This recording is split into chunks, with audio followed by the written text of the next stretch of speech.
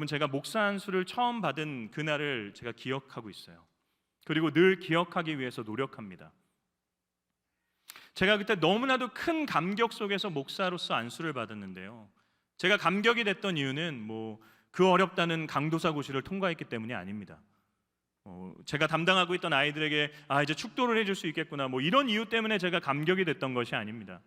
제가 감격이 됐던 이유는 단 한 가지, 하나님이 나 같은 자를 본인의 사역을 이루시는 사명자로 세워주셨구나. 저처럼 능력도 부족하고 가진 것도 없고 삶도 깨끗하지 못하고 거룩하지 못한 흠결투성이인 나를 하나님이 붙드시는구나. 하나님이 자신의 사역에 나를 사용해 주시는구나. 여러분, 이 감격이 저에게 가득가득 차올랐었습니다. 그런데 여러분, 하나님이 저와 같은 목사들이나 또는 선교사들만을 자신의 사명자로 사용하시나요? 그렇지 않습니다. 하나님은 저와 여러분 모두와 함께 일하기를 원하십니다. 여러분, 그래서요, 하나님이 저와 여러분의 삶에 각자 고유한 삶을 허락해 주신 겁니다. 저와 여러분이 살아가고 있는 각자의 삶은요, 다른 누군가가 대신해 줄 수 없습니다. 그것은 하나님이 우리에게만 맡겨주신 우리 고유의 사역입니다. 우리 고유의 삶입니다. 하나님이 맡겨주신 내 삶을, 고유한 내 삶을 하나님께서 주셨다는 것을 기억하며 그 삶에서 하나님이 나를 통해 일하길 원하시는 것이 무엇인지를 고민해야 되는 거죠. 그리고 그 하나님의 사역에 동참하는 겁니다. 그게 사명이고요, 그게 사명자로서 살아가는 것입니다. 하나님이 여러분을 주부로 세워주셨습니까? 가정을 돌보는 역할을 감당케 하셨습니까? 그러면 그 가정 안에서 하나님께서 나를 통해 이루고자 하시는 것이 무엇인지를 여러분 진지하게 고민하시고 그것을 실천하시는 것이 사명자로 사시는 겁니다. 하나님이 여러분을 직장으로 보내셨어요. 하나님이 여러분을 학교로 보내셨어요. 그곳으로 보내신 하나님의 뜻과 목적이 있다는 것을 기억하며 하나님이 나를 이곳으로 보내신 이유가 뭐지? 고민하면서 하나님이 원하시는 뜻을 내 삶을 통해 이루어드리는 것, 그게 사명이고요, 그게 사명자로 살아가는 것입니다. 꼭 목회를 하는 것이, 꼭 교회 안에 봉사를 하는 것만이 사명이 아니라는 것이죠.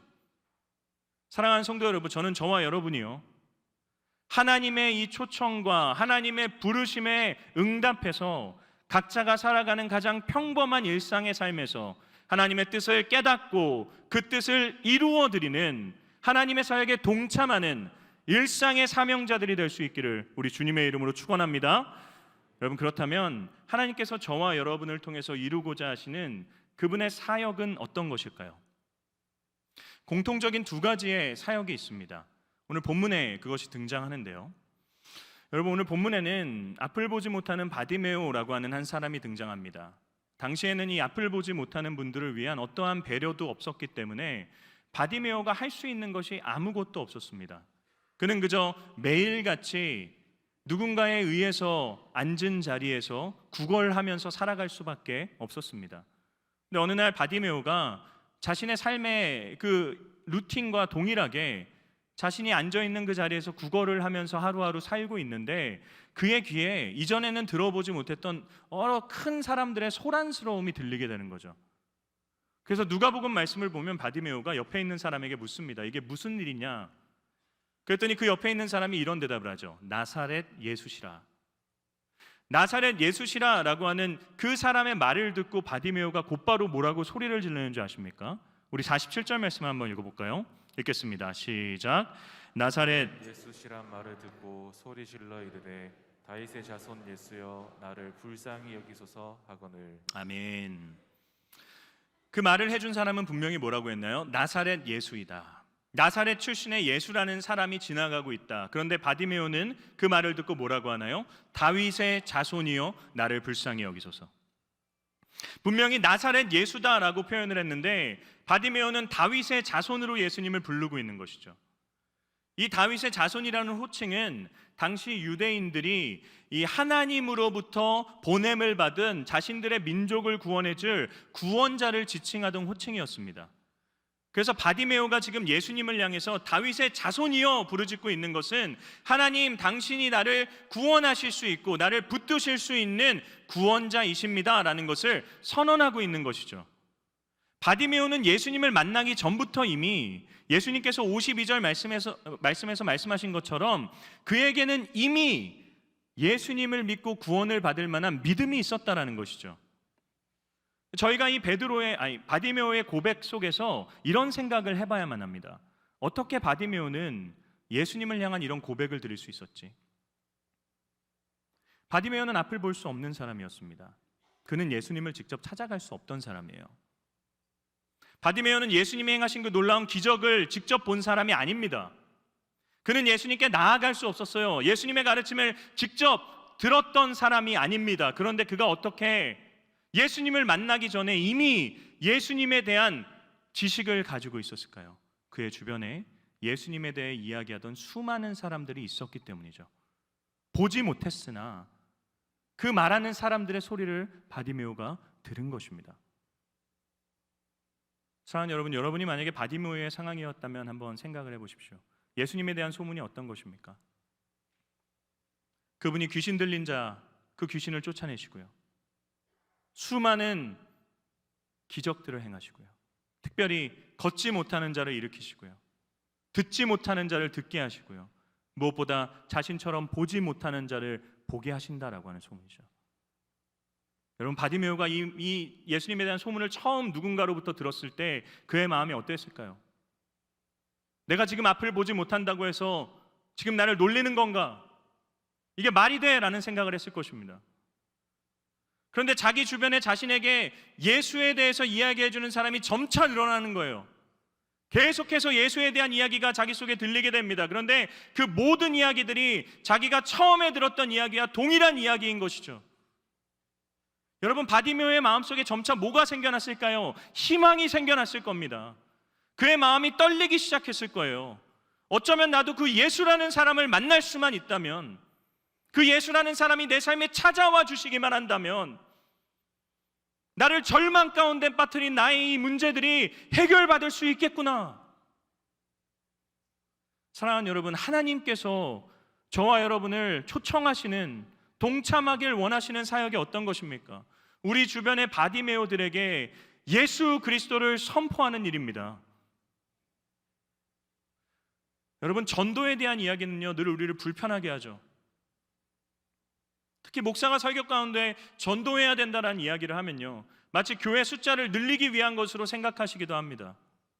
그런데 여러분, 전도는 하나님의 사역에 동참하는 가장 영광스러운 일입니다.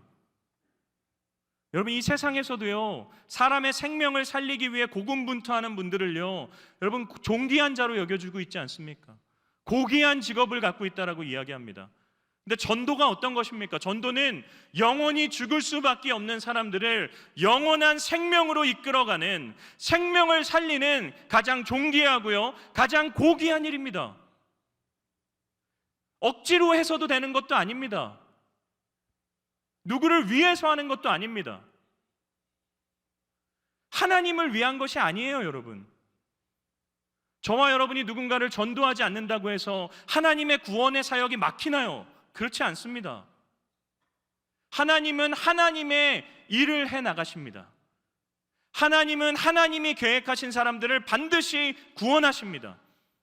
그 하나님의 영광스러운 사역에 저와 여러분이 동참하는 것뿐입니다. 무엇보다 여러분, 전도는요, 어려운 과정이 절대 아닙니다. 설득하는 것도 아니고요, 여러분, 논증하는 과정도 아닙니다. 전도는 선포입니다.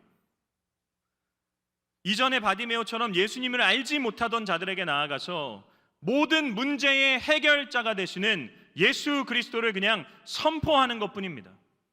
그래서 저는 저와 여러분이 마치 나팔수와 같다라고 생각합니다. 여러분, 저를 한번 따라해 보시겠습니까? 나는 나팔수다. 나팔수다. 여러분, 예전 전쟁 영화를 보시면 어떻게 전쟁을 치르나요? 이렇게 양쪽으로 일렬로 쫙 서 있죠. 그러면서 바로 싸우나요? 그렇지 않습니다. 늘 나와서 말싸움을 합니다. 그리고 어떻게 하나요? 깃발을 휘두르면서 지나가는 사람이 있죠. 그리고 나팔을 부는 사람이 등장합니다. 나팔수들이 등장해요. 그들이 나팔을 열심히 붑니다. 그런데 그들이 나팔을 열심히 불었다고 해서 전쟁에서 승리합니까? 그렇지 않습니다. 어떻게 전쟁에서 승리할 수 있나요? 그들이 나팔을 불면 그 후에 나타나는 장수를 통해서 전쟁은 승리할 수 있는 것입니다. 저와 여러분은 그냥 나팔수에 불과합니다.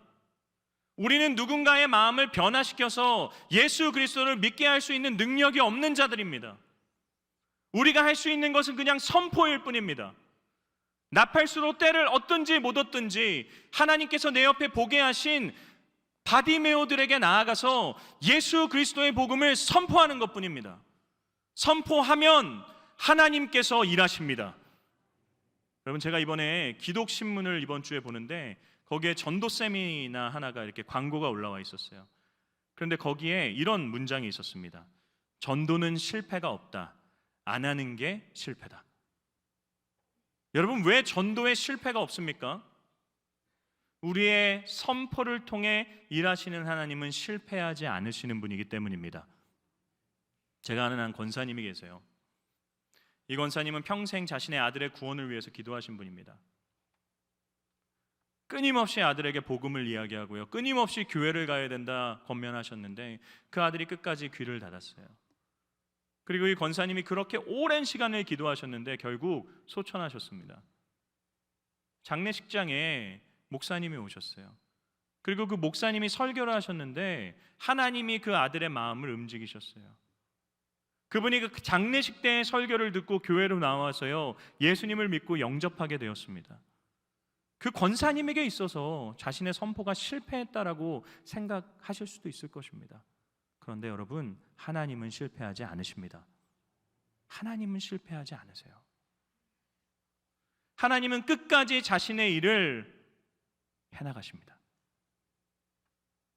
여러분, 무엇보다 누군가에게 복음을 선포하는 일은요, 다른 사람의 유익을 위해서 하는 것이 아니라 사실 자기 자신에게도 큰 유익이 되어집니다. 복음을 선포할 때 우리 삶에 생기는 유익이 어떤 것입니까? 복음으로 우리가 뜨거워집니다. 복음으로 뜨거워져요. 여러분, 그래서 사랑의 교회라는 교회에서는 초청잔치의 이름을 뭐라고 표현하냐면 영적 대각성 운동이라고 합니다. 영적으로 대각성하는 시간이라는 거죠. 누가 영적으로 대각성하는 것입니까? 초청받아온 불신자들이 영적으로 대각성하는 것이기도 하지만 그것보다는 복음을 선포한 사람들, 교인들의 영이 대각성되어지는 시기다라는 것을 의미하는 것이죠. 여러분, 복음을 전하잖아요. 그리고 복음을 전한, 내 복음을 들은 그 사람을 위해서 기도하기 시작할 때 우리의 마음이 비로소 뜨거워지기 시작합니다. 여러분, 코로나로 인해 여러분의 마음이 막 몸이 건조하십니까? 복음으로 인한 열정과 복음으로 인한 뜨거움이 저와 여러분의 마음에 사그러졌습니까? 어떻게 해야 됩니까? 복음을 전하셔야 합니다. 복음을 선포하셔야 됩니다. 확신을 가지고 전할 때 우리 마음속에 그 어떤 것으로부터도 경험할 수 없는 복음으로 인한 뜨거움이 생기게 될 줄을 믿습니다. 저는 저와 여러분이 살아가는 일상에서 하나님께서 보게 하신 바디메오들을 향해서 예수 그리스도의 십자가의 복음을 선포하는 나팔수로 살아갈 수 있기를 주님의 이름으로 축원합니다. 여러분, 하나님께서 저와 여러분에게 동참하길 원하시는 첫 번째 그 사역은요, 이 예수 그리스도를 소개하는 나팔수입니다. 두 번째는 어떨 것일까요? 여러분, 바디메오가 예수님을 향해서 다윗의 자손 예수여 나를 불쌍히 여기소서 소리를 지르니까 48절 말씀을 보면 주변 사람들이 그 소리를 듣고 시끄럽다고 하면서 바디메오를 질책하기 시작합니다. 근데 이 질책이라는 단어가 상당히 심한 질책이에요. 그를 막 꾸짖고요, 그를 혼낸 것입니다. 그런데 그럼에도 바디메오는 어떻게 하나요? 끝까지 더 큰 소리로 다윗의 자손 예수여 나를 불쌍히 여기소서라고 이야기하죠. 예수님께서 그의 말을 들으십니다. 멈춰 서십니다. 그리고 그 옆에 있는 사람들을 향해서 뭐라고 말씀하시나요? 그를 내게로 데려오라. 이건 하나님께서 그들을 자신의 사역에 동참시키신 겁니다. 그를 내게로 데려오라. 그 사람들이 어떻게 합니까? 바디메오에게 나아갑니다. 그리고 바디메오에게 이런 말을 하죠. 49절 말씀 읽어보겠습니다. 시작.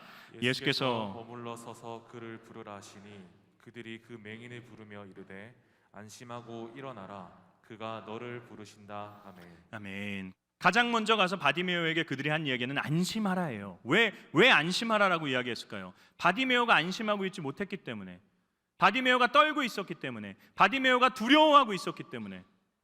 바디메오가 왜 두려워했나요? 사람들이 그를 질책했기 때문일까요? 그렇지 않습니다. 바디메오는 자기 일생일 때의 마지막 기회였어요.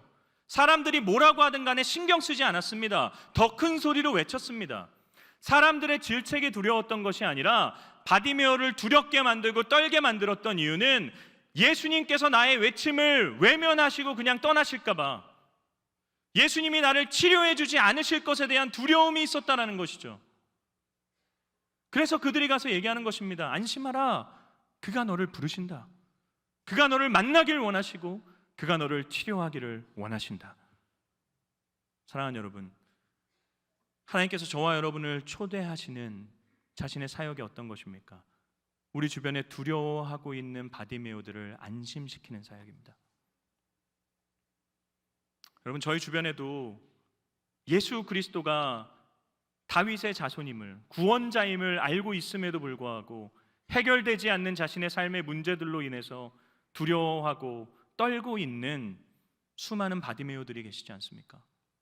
육체의 질병으로, 정신적인 아픔으로, 경제적인 어려움으로, 삶의 여러 가지 공고함들과 괴로움으로 인해서 여러분, 예수님의 이름을 부르짖지만 여전히 절망 가운데 계신 분들이 우리 주변에 너무나도 많습니다. 여러분, 이런 분들은요, 하나님을 부르짖는데 그 마음에 여전히 절망이 남아 있어요. 그럼 제가 예전에 뜻하지 않은 교통사고로 자신의 자녀를 먼저 떠나보낸 한 성도님을 신방했던 적이 있어요. 이 성도님은 장례식에 아무도 초대를 하지 않았습니다. 장례가 끝나고 난 후에 제가 그분을 찾아뵀는데 그분이 저한테 그러더라고요. 사실 목사님 오는 게 저는 너무 부담스럽습니다. 안 오셨으면 했어요. 왜냐하면 목사님, 내가 하나님께 기도해야 되는 것을 아는데 내가 기도가 나오지 않습니다. 내 입에 원망밖에 없습니다. 이해할 수가 없습니다. 여러분, 제가 목회를 하면서요, 이런 분들의 이 똑같은 말을요, 수도 없이 많이 듣습니다. 그 말을 들을 때마다 제 마음속에 어떤 느낌이 드는 줄 아세요? 제가 너무 무력합니다. 저는 분명히 위로해드리기 위해서 간 건데 제가 하는 어떤 말도, 제가 하는 어떤 행동도 그분께 위로가 되지 않는 거예요. 철저한 무력감을 느낍니다. 제가 할 수 있는 것이 뭔지 아십니까? 그분의 손을 붙잡고 예수 그리스도의 이름으로 기도하는 것밖엔 답이 없습니다.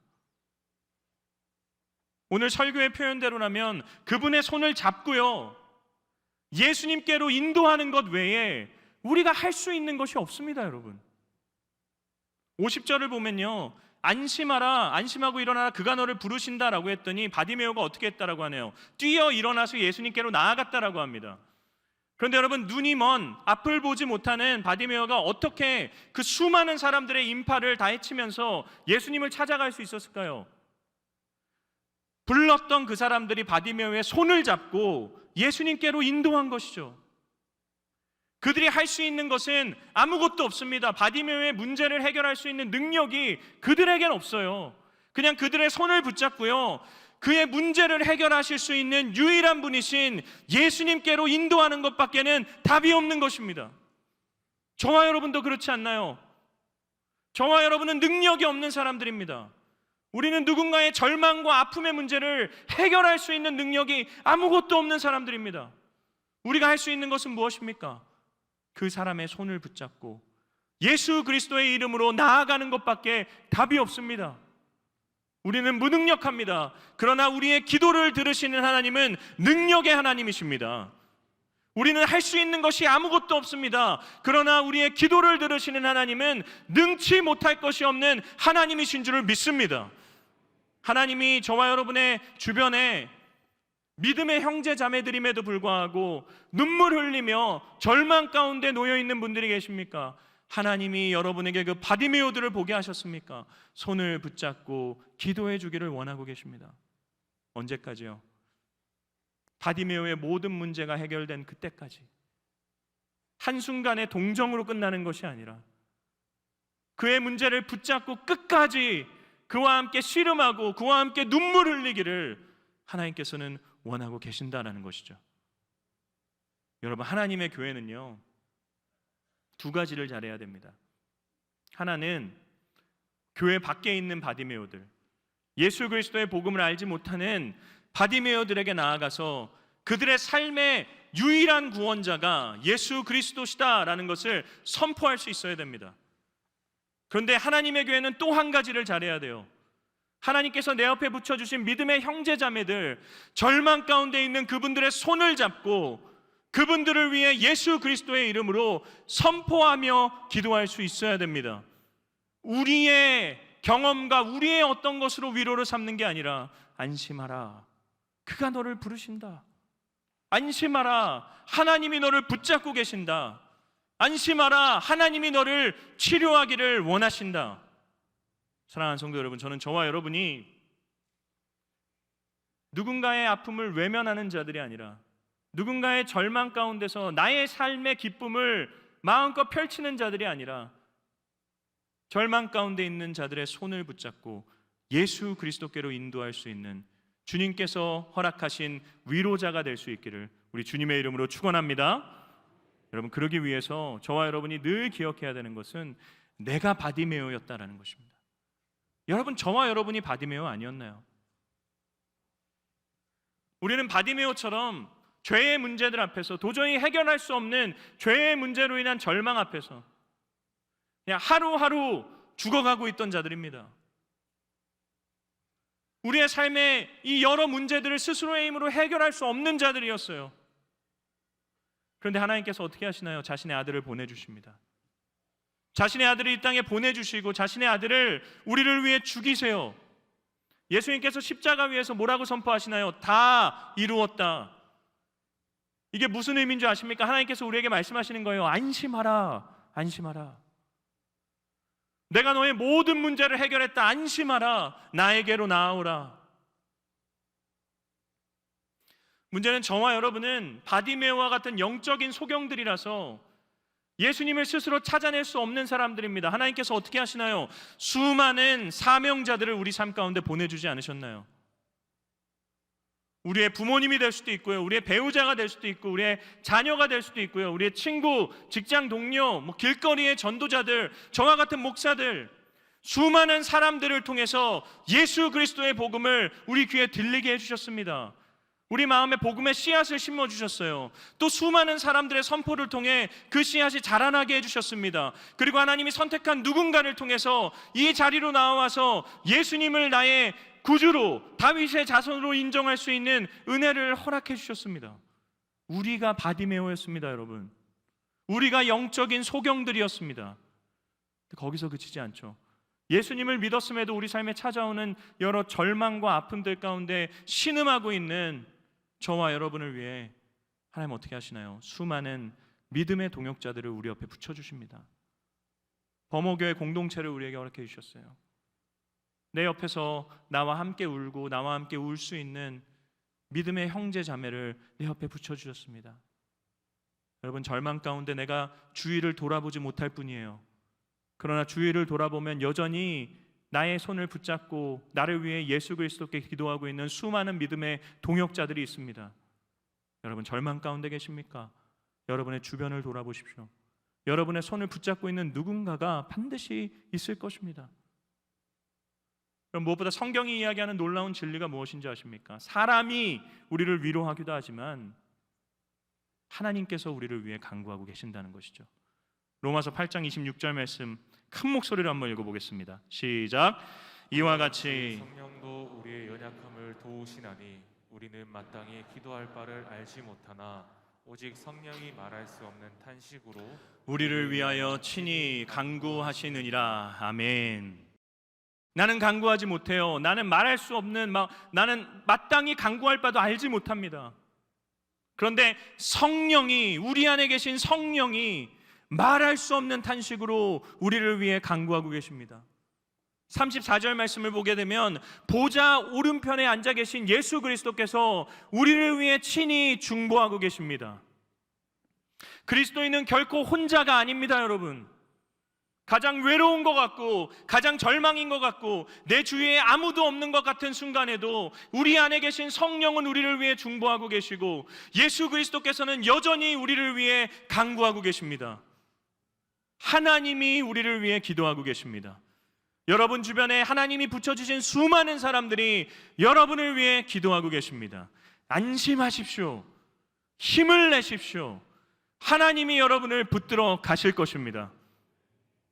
하나님은 오늘도 이제 저와 여러분을 월요일부터 토요일까지 우리의 일상으로 보내십니다. 내가 가는 그 곳이, 내가 사는 모든 공간이 하나님이 나를 보낸 사명의 자리임을 기억하며 그 세상에서 만나는 모든 바디메오들에게 나팔수로서, 위로자로서 주의 사역에 동참할 수 있는 저와 여러분이 될 수 있기를 주님의 이름으로 축원합니다.